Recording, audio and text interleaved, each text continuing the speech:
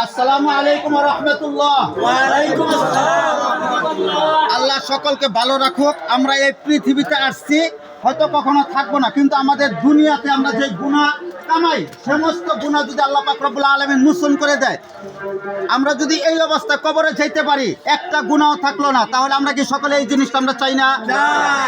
একটি দোয়া আছে, এই দোয়াটা কেউ যদি পাঠ করে, তার গুনাহ যদি সাগরের ফেনার সমতুল্য যদি তাহার গুনাহ থাকে, সমস্ত গুনাহ মহান রব্বুল আলামিন মাফ করে দিবে। তাহলে আমরা একটু দোয়াটা আমরা পড়ি।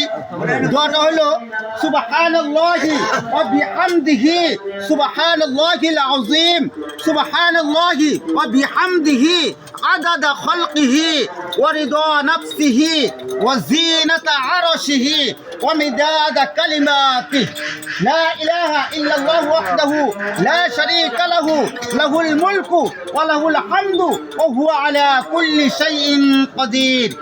এই দোয়াটা কেউ যদি পড়ে, তাহার গুনাহ যদি একেবারে সাগরের ফেনা সমতুল্য যদি থাকে, মহান রব্বুল আলামিন এই দোয়ার উসিলে সমস্ত গুনাহ মাফ করে দিবে।